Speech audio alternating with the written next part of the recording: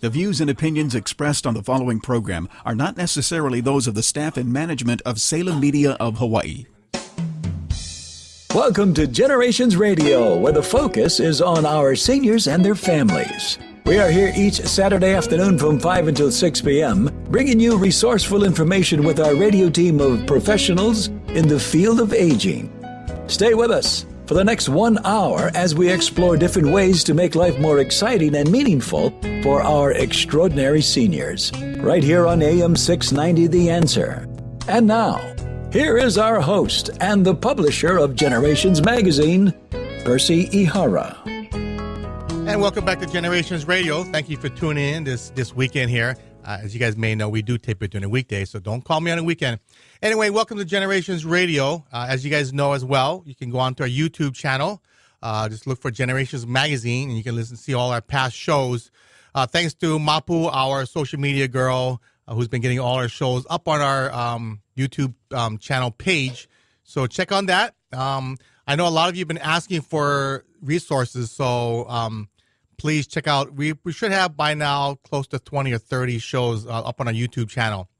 Very shortly, we'll have our website linked there, so you'll be able to watch it from our website as well. So anyway, thank you for joining. Thank you for checking out the magazine. Our June-July issue is flying off the racks here, and I know it's at every doctor office. So please, when you're in a doctor's office, don't take a copy with you, because we only send one per doctor office. And I know people complain that they can't find it. So anyway, best thing to do, if you go online, go to generations808.com, look on the second left tab on the issues, and all the issues are posted there from the very first one we have with Kirk Matthews. If you don't go online or you don't go on a computer, you can always go to any state library, ask the librarian or a resource person there if they can borrow one of their computers, and she can just type in Generations Magazine or generations808.com for our website, and you can check us out there. So anyway, a past guest we had on a while back, we have her back, and we're going to really focus more. We talk about caregiving, we talk about how to finance long-term care, but we haven't really done much on how to support the caregiver. So today we have Pamela Ah-Ne, the founder of CG Refresh and Renew. That's a local company that specializes in therapy and helping and supporting our caregivers out in the public there. So welcome to the show, Pamela. Good to see you again. Thank you. It's wonderful to be back. So I understand you have two offices, and you're living in Hilo now part-time and living in Honolulu part-time. Honolulu and Hilo, the best of the two worlds. Yeah, you do. That's God's country over there. My dad's from Hilo, by the way. Anyway, give our listeners a little bit of background on yourself and really, why you're still doing what you're doing after all these years. And it's really funny that you would say that, because we were just talking earlier that when we turn 80, we still want to be going strong and active. And so hopefully I'm still doing this at 80 and 90. But I taught school for a little over 15 years. I was also school principal, worked with children with learning disabilities, specifically high school students. When my grandmother passed away, she had a dementia, and which we now recognize it probably a little better as specifically Alzheimer's. But I just needed to be around other grandmothers who could love on me, and I could love on them and give back to them what I know perhaps the families were in need of as well. And so what I did is I went from education to working with Alzheimer's. I joined the Alzheimer's Association. I was with them for a little over 4 years, worked with their programs. That's where I first met you. Yes, and absolutely loved my time there. I treasure those excellent memories. But I decided that I wanted to go specifically into assisting to help take care of caregivers. I was under the impression up until just about a year or so that about 40% of caregivers end up in the hospital before their loved one does. Maryland just recently did a intensive study, and they have determined that 70% of caregivers actually will pass away before the loved one does. That's a big number. It is huge. And I had to look at it and look at it and look at it. And I just kept reviewing the numbers because I'm thinking, this can't be right. But it just to know how devastating it is for a caregiver to be under that stress load. Yeah. It's just it's staggering. Well, I mean, that's one of the reasons why we wanted to have you back on here because in my own personal life, I know 3 people that their mother was taking care of dad, and mom passed away, and so now what do you do? So anytime I find out somebody's being a caregiver to somebody, it's really important that they understand why it's important for them to stay healthy as much as possible. Exactly. They don't really realize it. You've done some caregiving. The caregiver wants to do their best. They love their parent or loved one, and they want to do the best they can, not realizing that statistics have already shown that their life expectancy goes down. It does. What happens with that is it's almost like a vacuum because the caregiver is constantly running cover, running to fill the void, as you may put it, because as our loved one is losing their ability to function as what we knew them to function as, then all of a sudden, as a caregiver, we're running cover to protect them and to also in many cases to keep other people from seeing the lack thereof and that whole vulnerability of the person and trying to protect their dignity as well, not wanting others to recognize how far they're going down. And so as the caregiver is going in and running intercession, as you may put it, for their loved one, they are now beginning to live the lives of 2 people. Then they lose who they are. They lose their own identity, what they love, what excites them. And then the stress level goes up. When the stress level goes up, all of the bugs come along and they catch whatever the grandbabies may be bringing home or the children are bringing home. And before you know it, now they are sick and the family is having 2 people to take care of. The other challenge with that one is that most of the caregivers in the state of Hawaii have to make a decision that they will stop working, which we also understand that they at that point lose their health care. So they're not going to go to the doctor when they have a cold. They're not going to see the doctor just because there's a flu bug going around. And then they're not going to do their regular checkups. Yeah, it's so common. But anyway, so you started your own company. I did. And so you have an office in Hilo and an office in Honolulu. I have an office in Hilo and Honolulu. I provide therapy, resources for caregivers and their families with any age-related dementia, so it's not just specifically Alzheimer's.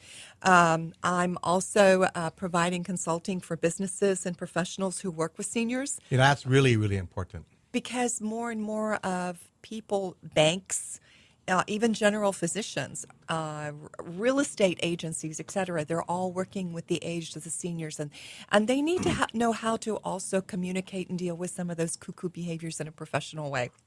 And then also being able to go into the homes and giving the family members tools where they can even come in and do a monitoring system.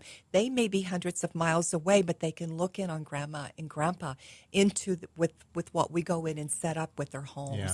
Well, I want to focus on the caregiver issue because I know you're going to do a presentation, a webinar for us for our other organization, HPGS, in a week or so.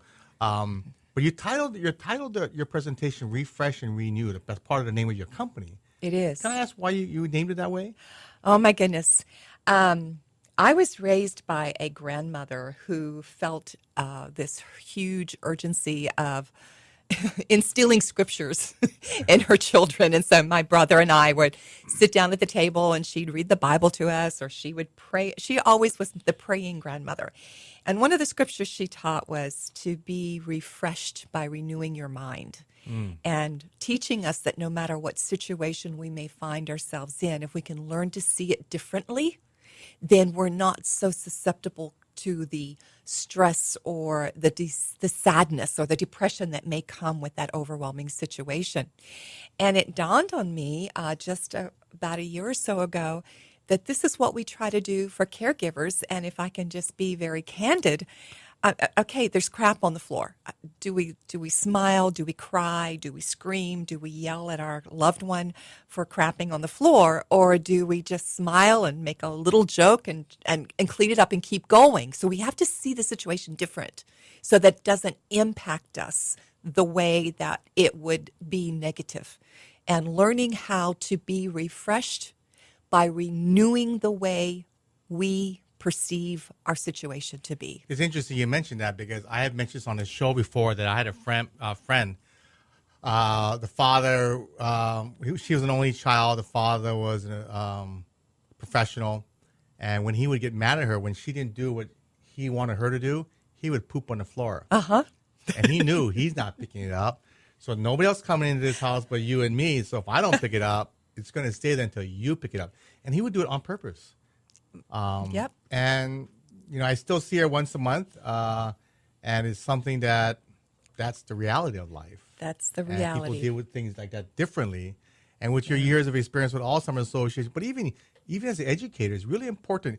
We're in the next week. We're going to have on actually a friend of mine who's dealing with caregiving with his mother.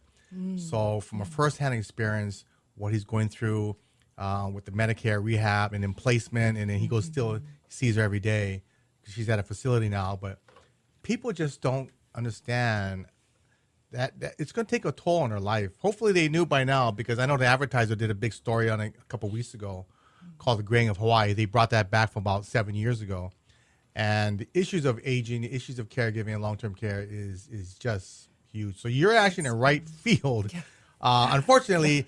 But, it can be a great experience too, right? I have met so many wonderful people, and again, just being loved on by seniors, knowing that my grandmother is no longer with me, but there are other wonderful grandmothers who I am able to work with, but then they give back to me as well.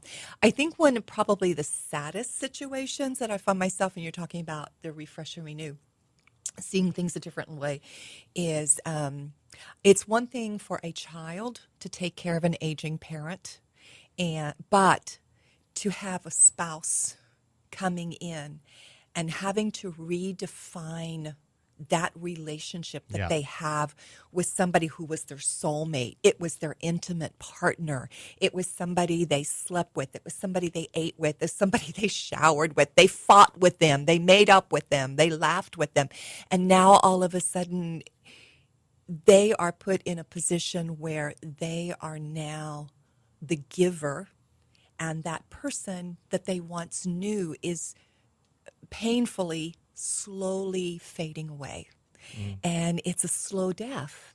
And it's difficult for sometimes spouses to make that transition. It is. And we're seeing that more and more. I know the university, was it University of Hawaii, or was it they won that they got a $3 million grant to go out and educate professionals about about how to diagnose Alzheimer's? Yes. Like I was mentioning to some people last night actually. So why do they need to do that? Shouldn't doctors know how to diagnose? Yes and no. Do they do it on a regular basis? Probably not. Do they have to do it? Probably not. They don't have the time. And in the state of Hawaii, we're one of the few states that this has not been mandated yet, is that the general physician does not have to put it in the records. So there are states that mandate this? Yes, but we are one that doesn't. So the doctor can treat the patient as if there were some form of dementia without it having to go into the medical records. And there's a lot of reasons why, but one of the saddest reasons why is the stigma the families feel that's there. And this is why, too, the caregiver gets so burned out, because they have this overwhelming just obsession that they've got to protect the dignity of the loved one.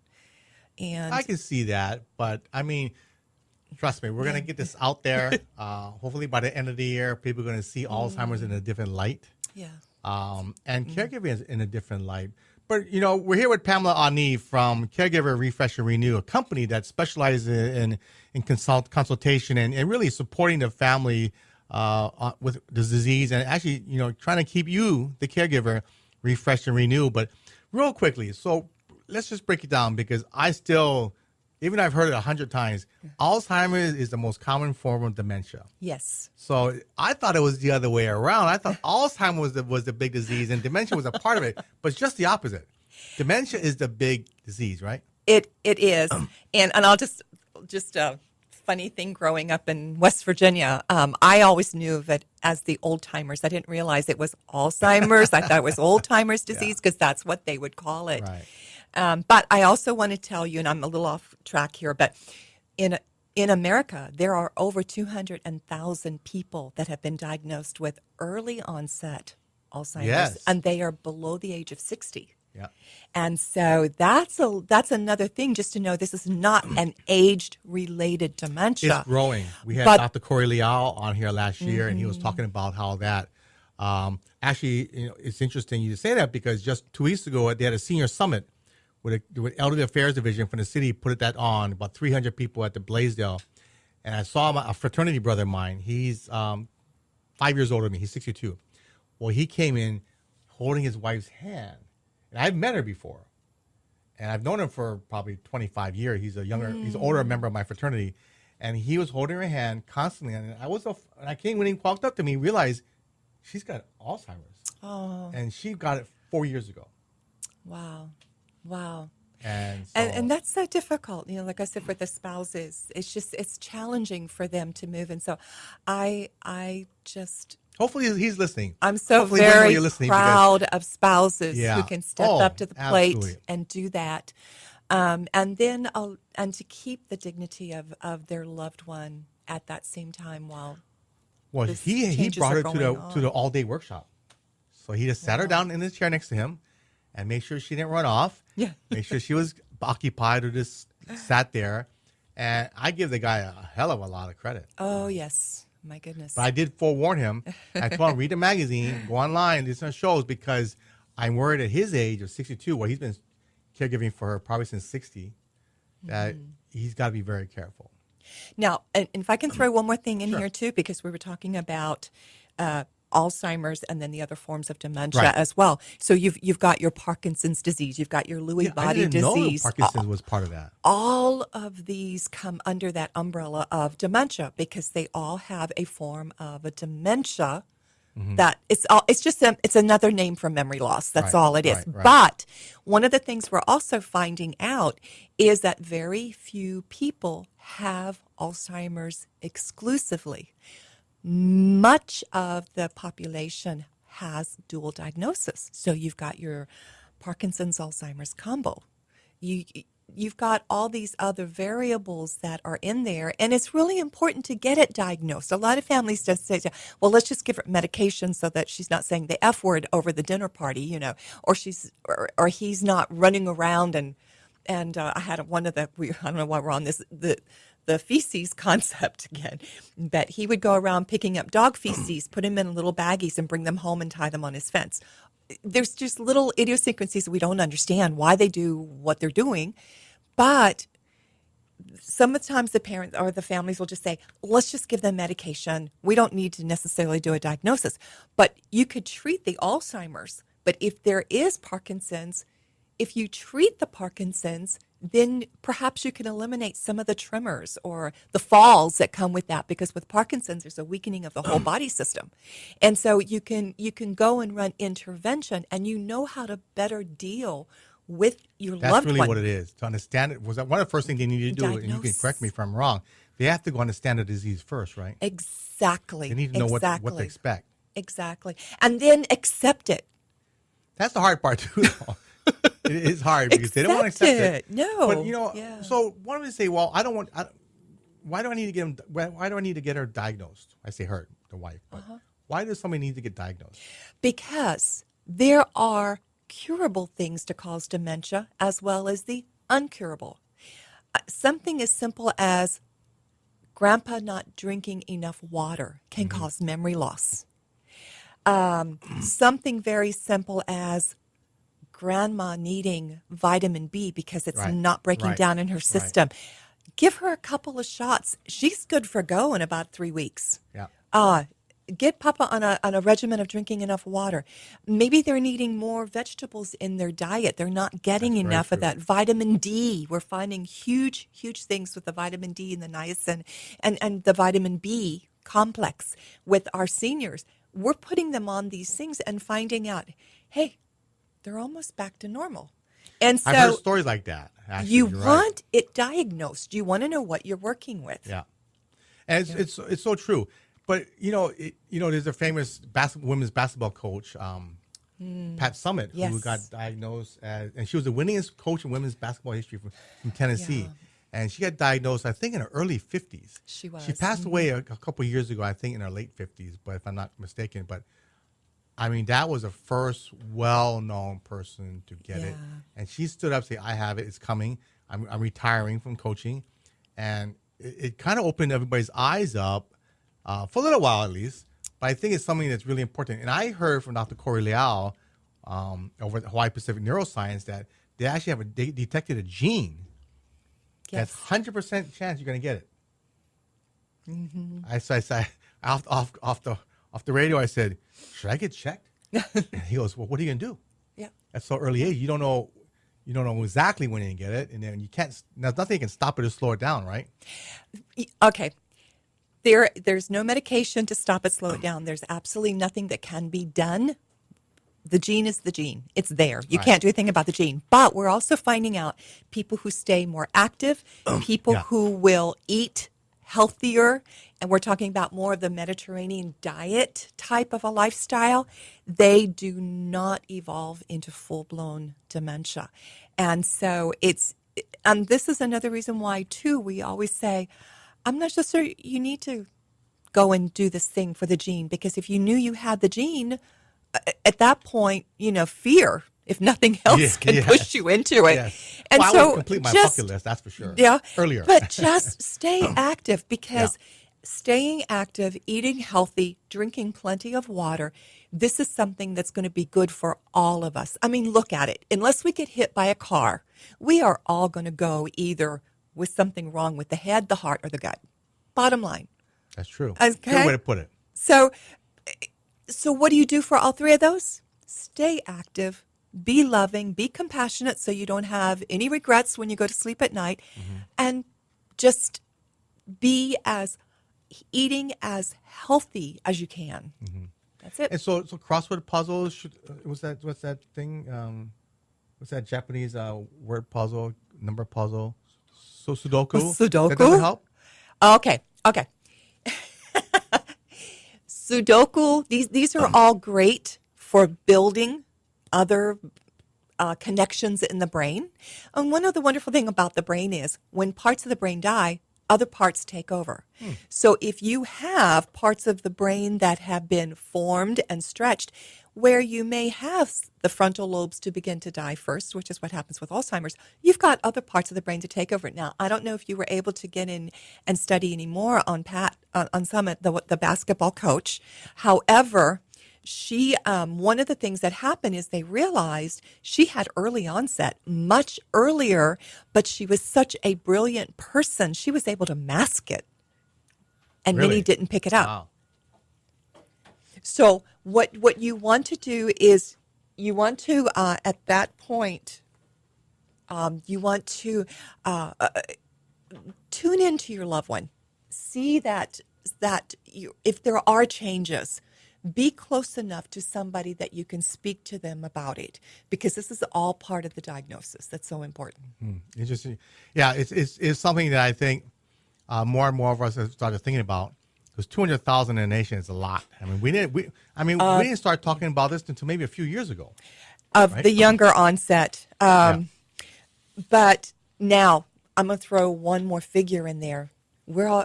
It is assumed, and I don't think we're that quite off base, that only 40% of people have actually been diagnosed. Right. I've heard of that figure. That's a scary figure. Yeah. Because we have, 28,000 people that have been diagnosed in Hawaii. Yes. That means that figure is going to more than double. And I've heard anything from 38 to 50,000 people will be diagnosed in the next 5 years. That's a scary thought. Right now, it is 1 out of every 3 that have been 1 out of every 7 that have been diagnosed. Wow. By early 2020, even up to 2023, it's going to be 1 out of every 3 of us above the age of 65 that would be diagnosed with Alzheimer's disease. And over the age of 85, it goes up to like almost 50%, right? Yes, it does. So my parents It are both does. over 85. I tell you, just imagine one of them will get it, but I don't think so. They're so sharp. I mean, I see my dad slowing down a little bit. He's made 89 early this week, and I had dinner with him last night. Like, wow, he's still pretty sharp. So I do test him a lot. I tend to do that a lot. You got to check the old memory and new memory, right? But anyway, we're here with Pamela Ah-Ne from Caregiver or CG, Refresh and Renew.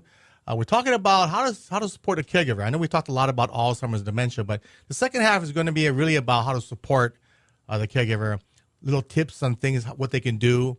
And as Pamela's a consultant, so you might want to hire her, but really, it's really important just to understand where to go. And she has all the resources, a lot more than I do, by the way. Anyway, we're here. We're Generations Radio. We'll be back shortly after this break, so hold on there.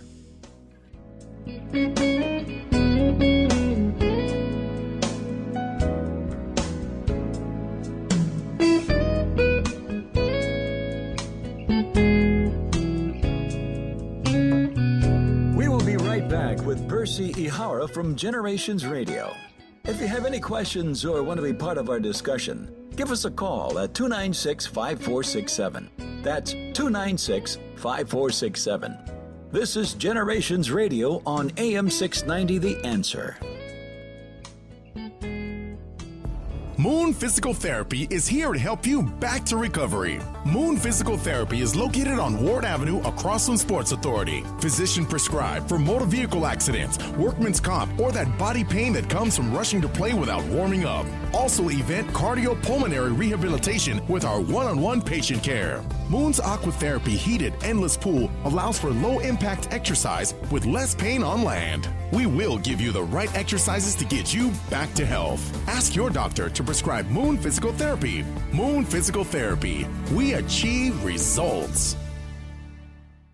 Aloha, this is Martha Clopin. And at Harrington, choosing the right Medicare plan not only saves you money, it also helps you avoid headaches and heartaches down the road. We want to remind everyone To listen to a Medicare Moment with Martha, Sundays from 9:30 a.m. to 10 a.m. as we help answer important questions on Medicare so you can stay healthy, wealthy, and wise all year long. call me at 543-2073. 543-2073. Oahu's newest senior living community, Ilima at Lehano, is now open in the heart of Kapolei. Within this beautiful new community, offering independent living, assisted living, and memory care, you will experience a feeling of ohana that provides a sense of community and peace of mind for our kupuna. A range of spacious apartment styles are available, from large studios to spacious 1 and 2 bedroom plans, most with a large private lanai. Be one of the first to call Ilima your home. Visit ilimaAtlehano.com or call 674-8022. Got Vegas on your mind? Get Vacations Hawaii on the line. Vacations Hawaii offers weekly 4 and 5 night Honolulu to Vegas packages, which include 3 meals daily from $6.99. Stay at Hawaii's favorite casinos: California, Fremont, Main Street Station, and Orleans Hotel. Vacations Hawaii will get you there in comfort on deluxe wide-body 767 planes with complimentary in-flight hot meal service. Vacations Hawaii's frequent flyer program gives you future travel discounts and credits. So if you're ready to win big, call Vacations Hawaii at 591-4777 or visit PointVacationsHawaii.com. Today, more than ever, we local people are living longer than any other state in the Union, with more seniors, baby boomers, and caregivers. Generations Radio promotes the importance to be proactive as we all age. The radio team will focus on issues facing our seniors and their families, finding resources to navigate healthy aging along with financial, legal, and caregiving information. So join Percy Ihara from 5 until 6 each Saturday, right here on AM 690 The Answer.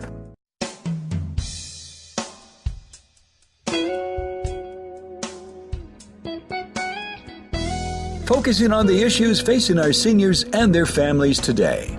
Here's our Generations Radio host, Percy Ihara. So welcome back to Generations Radio. Our June-July issue is out. Our August will be out very shortly, featuring the ukulele master, Mr.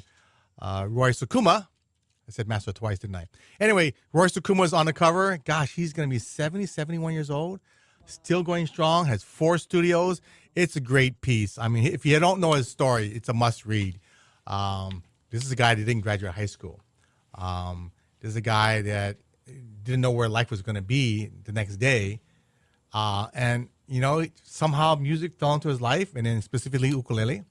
Ota-san said, you know, you should do this. And then after a while, he said, you should teach people.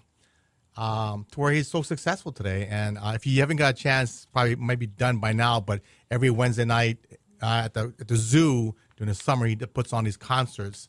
I would highly recommend you go. It's cool. You can bring in your own chair. You can bring in your own cooler. You can bring your own table for the kids. It's amazing. Just bring a little cart, and it's a great deal. If you're a zoo member, it's free. But anyway, so don't forget, August 19th is our Aging in Place event at the Ah-Nee Hotel. It's our 11th annual Aging in Place workshop. It's from 8:30 to 2:30. Please don't call me. No reservations. Just come on down. What happens a lot of times, you'll call me. Do I need to make reservations? No. Do you have to RSVP for specific workshops? No. Is there parking? Yes. Park at the Ah-Nee Hotel. And parking downstairs in the hotel might be kind of full, but they validate. But today, as you guys know, if you validated a hotel, it's still going to cost you money. Yeah. But we have 18 different workshops going on at one time throughout the morning. So check us out. If you have any questions, you can call or email me. My email is percy@generations808.com. But it's very full, so it's first come, first serve. Bring a friend. Bring a notebook. We'll have over 70 exhibitors. But you want to check out our June, July issue because you need to strategize which rooms you want to go to because they will be full. Thanks to our sponsors, and check out the magazine. Anyway, it's August 19th, 8:30 to 2:30. Come early, stay late. It's all day, and thanks to all our sponsors. So anyway, I did want to mention, I heard about this issue many years ago, but I just realized that more and more people are looking for jobs. More and more companies are looking for employees, and more people need to think back. I'm 60 years old. I'm retired. Now what? So maybe you want to do like Pamela did, start her own company. But very soon we're going to have Carlene McKay. She's a national speaker on workforce development, and she'll be talking about from both sides, work for employees and employers, what to do as we age, because she's 81. And her story is really great, why she did what she did, and going to help us with our Hawaii Pacific Gerontological Society workshop. Job fair is on August 26th at the Catholic Charities campus up at Keamoku Street, Keamoku and Nehoa. August 26th, it's 9 to 1 o'clock. So Carlene will be helping us work on that as well. So anyway, as you guys know, you can go to our YouTube channel. Thanks to Mapu here, who's posts all our shows on our YouTube channel on the Generations Magazine. And then on our Facebook page, Generations Magazine Facebook page, she has posts 3 to 4 days a week. And so thanks to her work, she's doing a great job. In fact, she's videotaping me right now. So she might post that pretty soon too. So luckily Pamela dressed really nice. You always dress really nice. But we're here at Pamela Ah-Ne from CG Refresh and Renew. It's a relatively new company, but Pamela's been doing this for a while, and as a former educator, you're really good at explaining things. I'm not the best. I go straight to it. We're a guy, right, Larry? We're a guy. We go straight to the point. Where you really do explain it properly, and that's one of the things I'm working on. But Alzheimer's and dementia is the numbers are going to double in the next few years. The people that have been documented to have it, yeah. It is. Right now, and just to give you statistics as far as percentages go, as we were talking about a little bit earlier, it's 1 out of every 7 of us. And by the year 2000 or 2023, somewhere between 2023, 2025, it's going to be 1 out of every 3 of us that will be diagnosed.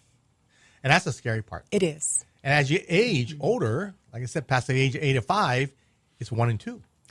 National statistics is 49, Yes. But Hawaii, we live longer. Yeah. But yeah, it's a scary thought, isn't it? It is scary. It's overwhelming, and I know that there were a couple of times I had discussions with some practitioner friends of mine, and for those of us as we study and do more research into any age-related dementia, I think there are 2 fears that come upon us, and that is that either we will be diagnosed or we will have the calling to take care of our loved one who may end up with some form of dementia. Well, I'm happy to say, by the way, since you mentioned that, I got long-term care insurance. So I do too. I just got it. My parents, who I had dinner with my dad last night. We were talking about this in the when he's 80. He just made 89. Around the age of 75, I got in this business about 15 years ago, and we talked about this issue of long-term care and everything. And he goes, "Oh, don't worry about me." I said, "What do you mean?" "Well, I'm a veteran. I get VA." I said, well, let me go check into that. Well, no. VA, there's a great facility out in the Hilo, actually, Okutu Center, that has VA hospital, about 120 beds or something like that, but it's not 100% full. And in fact, they've been on the show, is that for a veteran to use that facility, you have to be disability from active duty. Yes. And it's got to be 70% disability. My father has a little bit, maybe 5%, but he's still playing tennis 3 times a week. But I said, no, you don't qualify for that. Well, I'll go to Tripler. Well, Tripler's got 12 or 20 beds? That's it. Right. And so I said, well, you don't qualify. He goes, well, I'll go call. So he, like a smart guy, he did. He went and called and checked, and no. So he bought long-term care insurance at the age of 76 and 78. My mother was 76 when she got it. And my father had a quintuple bypass. My mother had breast cancer, and they both qualified. Oh. Yeah, that's what I said. Wow, really? Yeah, my dad, I think I mentioned this last time. My dad said, yeah, when I next have a heart problem I'm going to die. I won't survive after his quintuple bypass, and they'll never pay out on him. So if you haven't thought about long-term care insurance, I would highly recommend you do that. Unfortunately, from statistics from Michael Yee from Ameriprise, the last statistics we saw online was like 50% of people don't qualify because of pre-existing health issues. And you do want to try to get it when you're in your 50s as opposed to waiting until you're older, because once you pass that 63, 65-year mark, it skyrockets, your premiums do. So get it while you're younger so you can keep the premiums. Well, my parents got it at 76 and Yes. 78. Was it expensive? Yes. But I talk Worth to people it. every day. I'm going to talk to about 30 people tomorrow. Actually, about 50 people tomorrow in 2 different groups. And I can guarantee you what's the first thing they're going to say is too expensive. And you know what I come back with? Expensive to what? Exactly. You want to pay dollar for dollar? You want to pay 20 cents a dollar? Let you decide. Anyway, so Alzheimer's, a lot of people that we see, Pamela, is always dealing with, as a caregiver, most of the time it's late stage, isn't it? You kind of bypass the first and middle stage.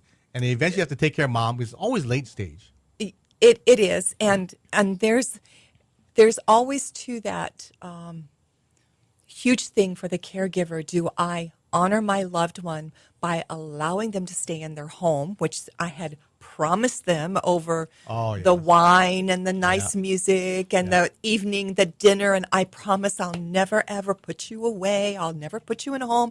I'll take care of you. And then they get into it and realize that late stage is extremely challenging. The loved one doesn't sleep. They're up walking around during the night.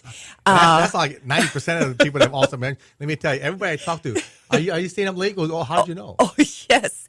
So it's like when our babies were born and we're getting up 2 or 3 hours to do the feeding and the changing. It's that whole thing all over again, except we're no longer in our 20s or our 30s. We are usually now, the caregiver now in the state of Hawaii, the average age of a caregiver, family caregiver, is 65. Yeah. And so... And another fact, right? Most of them are women. And most of them, the majority are women. That is true. And again, you're not taking care of yourself. You're not remembering to, hey, I've got to get my rest. Or I need to be making sure I'm taking my vitamins. I need to make sure I'm eating healthy. You eat on the run. You're just doing everything on the run so that you can care for your other loved one. Yeah. And what is the statistic? Like 213 or 280,000 people are caring for somebody in the state of Hawaii? Something like that. It is, but I'm trying to remember that exact figure that we have. But like I say, 20% of the people or more. Now, some families do have 2 or 3 designated caregivers. If they have more than if they have them, right. So and if that's they share, because I always tell people equal does not mean fair does not mean equal. No, it doesn't. Unfortunately, there's always going to be that one person who carries the majority of the load. Yeah. But the caregivers actually need to be taken care of. Yeah. So what are some tips how to refresh and renew then? Actually getting out a calendar, and every 3 to 4 weekends, you are going to cross out that Friday through Monday. And you are going to hire somebody or get another family member to be the sole caregiver. You can go in your bedroom and shut the door and just veg out for the weekend if you want, or you can go to another friend's house. It's just important, though, to shut down for a couple of days. Yeah. It's also Not a couple hours. No, a couple of days. No, that's what they do. A couple hours. That's what they do. Yeah, but that doesn't count. they need more than that. Our next week's guest is going to be a caregiver, and I'm going to tell them that. Tell them, listen to the show. Listen to Pamela. You need to actually take that calendar out. And so you can go to your family members, especially the family members who have been so strong on telling you how you should be doing things, but they're not there to help you. And you just simply say, I appreciate all your input, and I know you love Mom, and I know you care for the best for her. I'm not going to be available on the weekend of the 17th to the 19th. Would you be able to help take care of her, or would you prefer to put down money to get somebody to hire? So you're not going in and just saying to them, hey, I would like to take a vacation. You're not going to do that. You're going to go in and say, I'm not available at this time. How, as a family, would you prefer that we do this? Well, they'll say, Pamela, you're going to get the house, so why should I help you? Since Mom's giving you the house. You Happens know, a lot. If I don't get away, there's going to be two of us to take care of. Yeah, but you're getting the house. So maybe we can split it half then. But that doesn't happen a lot of times. It doesn't, but the point is the caregiver needs to keep pushing and keep pushing and keep pushing. And more than likely, if Mom has Alzheimer's, that house is going to have to be sold or otherwise used as some type of leverage so that there can be assistance with Mom in the end. Because it can, right now, caregiving in the state of Hawaii goes anywhere, just foster homes. Now, I'm not talking about places where there is actually a floor or a level that has been contributed to nothing but dementia, the memory units. However, the foster homes can be anywhere from $7,000 to $14,000 a month. I mean, we do have a very good Medicaid plan, but I always tell people you don't want to go on Medicaid. I know a lot of attorneys are doing Medicaid planning in the state of Hawaii, and I think it's to me it's unethical because when you're purposely trying to qualify for Medicaid, it's not illegal. To me, it's unethical. I just trained about 50 attorneys early this year about aging in place and the reverse mortgage, and none of them advocated for Medicaid. There is a place for Medicaid, however, don't get me wrong, but when you don't pay for the care, the person's paying for the care has control. And so the state of Hawaii is paying for your care. You're going to go where there's an extra bed.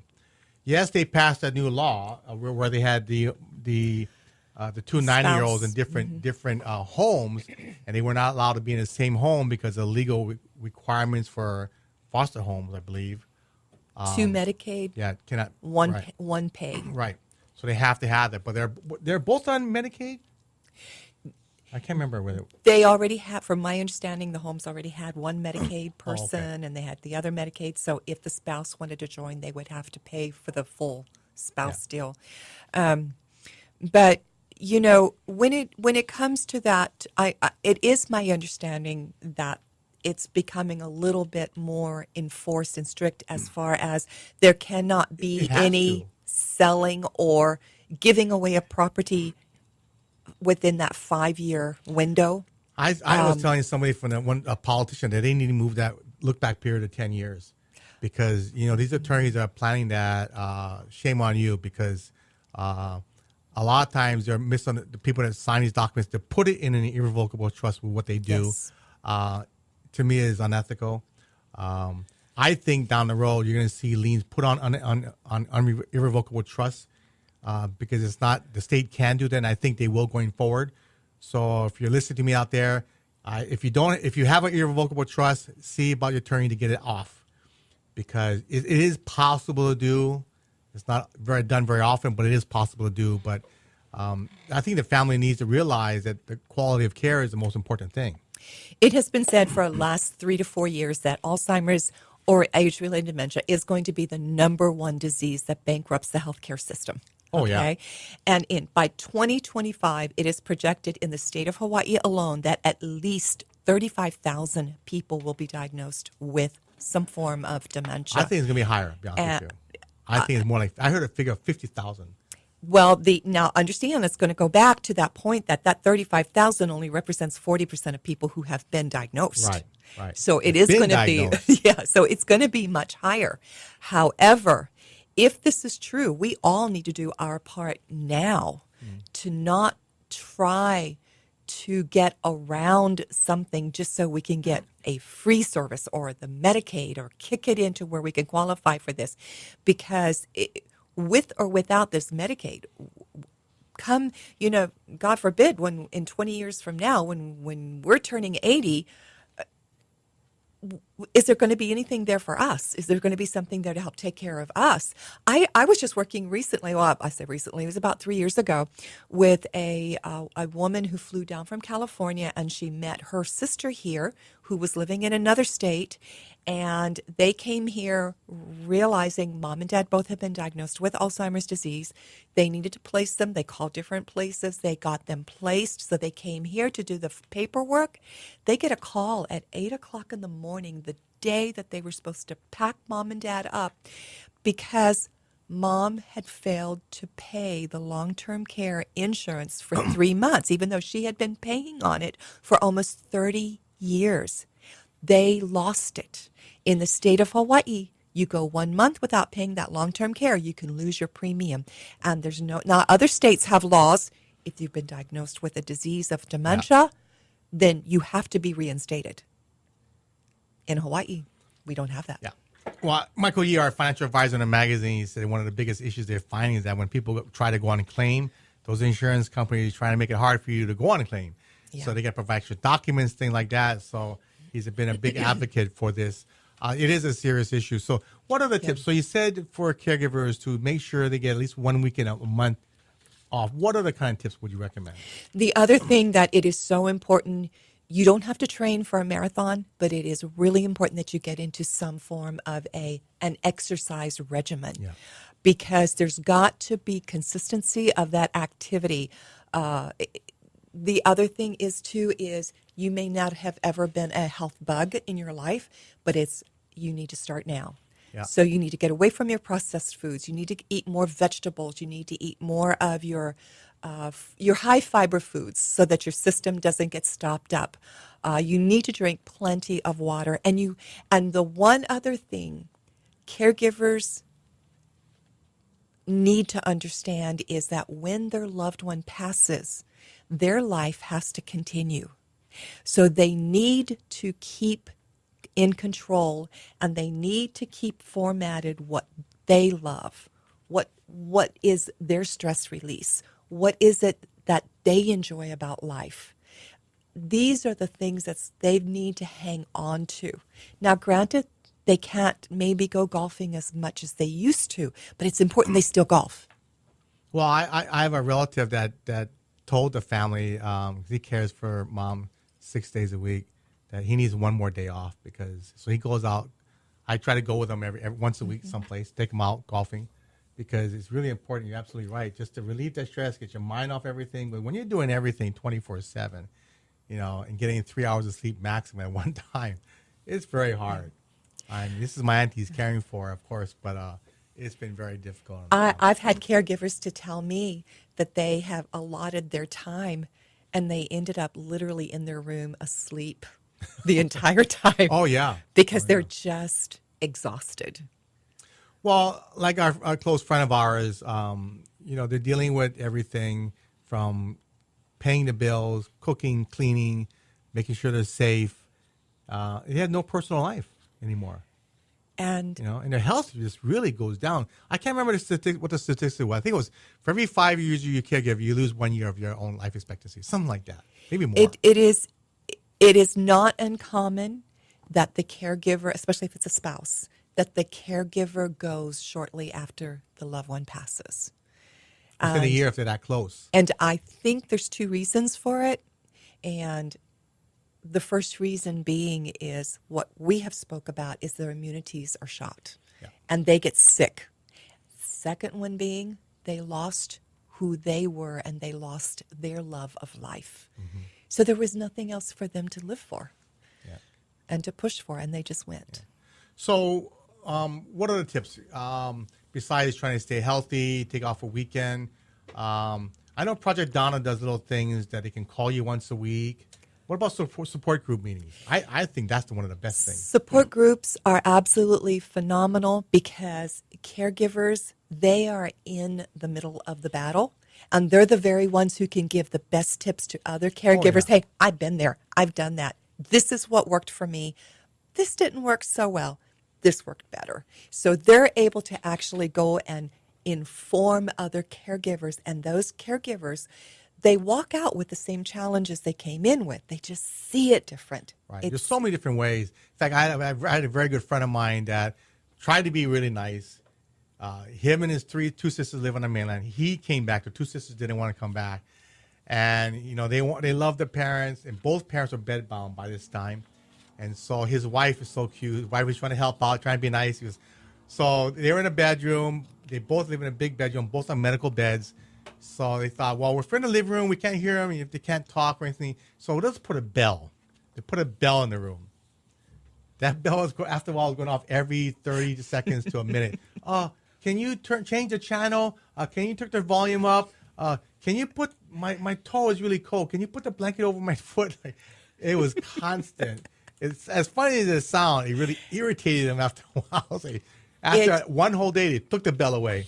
I mean, they tried their best, but it was very heart-wrenching when, at the end of the day, one sister did come back. The third child, the other sister who never came back, after both parents finally passed away, she said, I want my 1/3. And boy, I tell you, the stuff hit the fan. He got all pissed off. I said, she's right. If legally it says the house is split 3 ways, you got to give her 1/3. Doesn't make a difference. It doesn't say I have to be caregiver. I doesn't say I have to fly back from the mainland and disrupt my life to care for mom and dad, which is so true. Exactly. You know?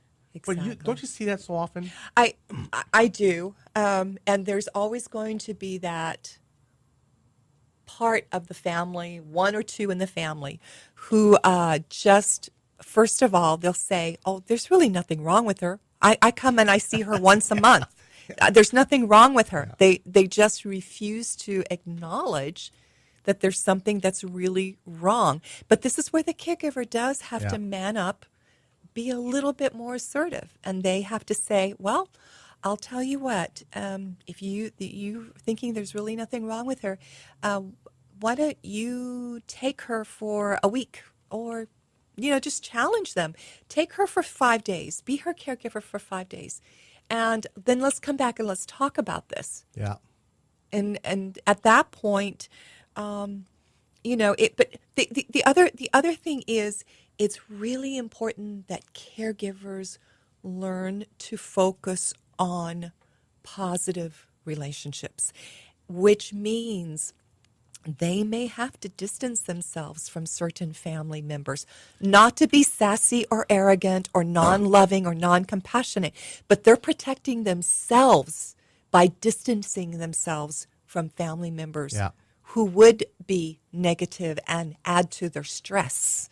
And it is really important that family caregivers identify that. Yeah. Anyway, we've been talking with Pamela Ah-Ne from CG Refresh and Renew. Pamela, we didn't give you a phone number. So what's the phone number? Can they find you online, bud? I am in the process of getting the website together. I have the domain already. Facebook page? I have my own personal Facebook page, but once the website goes up, then we'll have the Facebook, all of it going. It should be done in about another month. But the 291-5185, area code 808. Is that a Hilo number or is that a Hawaii number? It is number that goes to Hilo and Honolulu. It's a cell phone number. Correct. Good, that's the best. And no matter where I go, that is attached to me, 291-5185. And then also being able to, you can reach me by email at this point, pamela.scott16@aol.com. Right. Well, we're definitely going to have you on. But by the way, we are going to have a webinar very shortly, in a week or so. If you go to HPGS, on our YouTube channel, Hawaii Pacific Gerontological Society, and her webinar will be up there in a couple weeks. So thank you so much, Pamela. Good to see you again. And Good to I'll see you. definitely have to Thank keep you. Yeah, you're on my speed dial number. Okay. Anyway, have a great weekend, everybody. Aloha and live well. Aloha.